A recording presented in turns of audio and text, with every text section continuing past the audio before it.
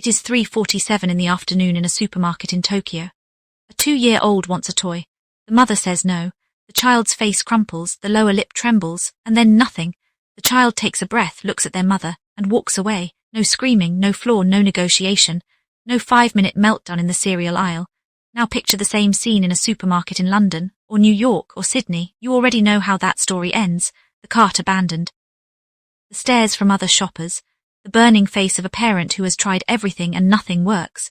The complete loss of control that leaves both parent and child exhausted, embarrassed and no closer to understanding each other. How does Japan do it? How does a culture produce children who regulate their emotions so naturally that tantrums are genuinely rare events, not daily battles? The answer is not punishment. It is not bribery.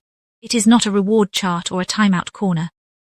It is one simple understanding that Japanese parents carry with them every single day, and it changes everything about how they respond in the moment before the tantrum begins. Here is the truth that Western parenting culture has been getting completely wrong about tantrums for decades. A tantrum is not bad behavior. A tantrum is not manipulation. A tantrum is not a child being difficult, spoiled, or out of control. A tantrum is a neurological event. Between the ages of 1 and 4, a child's prefrontal cortex, the part of the brain responsible for emotional regulation, impulse control, and logical reasoning, is almost completely undeveloped. When a child is overwhelmed by emotion, their amygdala, the brain's alarm system, fires so powerfully that the prefrontal cortex is temporarily overridden. The child is not choosing to scream. Their brain has been taken over by a neurological storm that they have absolutely no tools yet to manage alone. Western culture responds to this storm with punishment, bargaining, or matching emotion with emotion, and every single one of those responses makes the storm worse. Japanese culture responds completely differently, and the reason comes down to one ancient concept that sits at the heart of Japanese parenting philosophy. That concept is called Kimochi. It is a Japanese word that means feeling or emotion, but it carries a weight and depth that the English translation cannot capture. In Japanese parenting culture, Kimochi is treated as something sacred. A child's feeling is never dismissed, minimized, or used against them. From the very earliest age, Japanese mothers narrate their child's emotions back to them, not to stop the feeling, but to name it. When a Japanese toddler begins to show signs of distress, the mother does not say stop crying or calm down or there is nothing to cry about. She says Kimochi wo wakat eijiru, I understand your feeling, I see it, I am here. And that single act of emotional narration, done consistently from infancy, builds something in the child's brain that Western parenting rarely creates. It builds emotional literacy, the ability to recognize, name, and eventually manage their own internal state. A child who has had their feelings named hundreds of times before the age of 3 has a completely different neurological relationship with difficult emotions than a child who has been told repeatedly to suppress them. The Japanese 30-second tantrum trick is built entirely on this foundation of Kimochi, and here is exactly how it works in practice. When a Japanese child begins to show pre-tantrum signals, the tense body, the fixed stare, the beginning of a whimper, the Japanese mother does not react to the behavior. She responds to the emotion underneath it. She gets physically low down to the child's eye level. She makes warm, steady eye contact. She uses a slow, calm voice, not a loud voice, not a tense voice, a genuinely regulated voice. And she says 3 things in sequence. First, she names the emotion. I can see you are feeling really frustrated right now. Second, she validates it completely. It makes sense that you feel that way. That is a big feeling. Third, she offers presence. I am right here with you. She does not offer the thing the child wanted.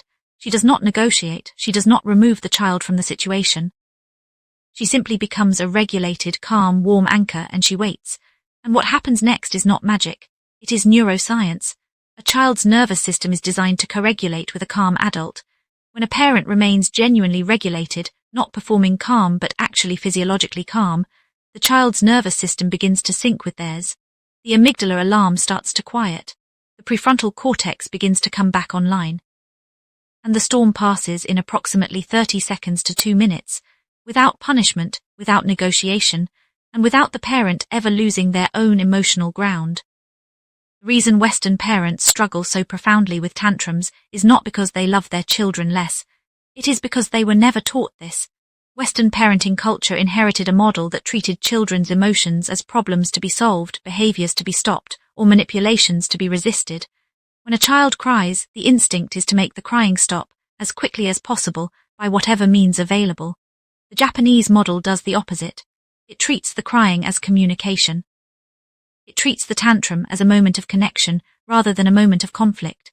And it trusts, based on centuries of cultural practice and decades of neuroscience, that a child who feels genuinely seen and understood in their worst moment will find their way back to calm faster than a child who is punished, ignored, or overwhelmed by a parent who has also lost regulation.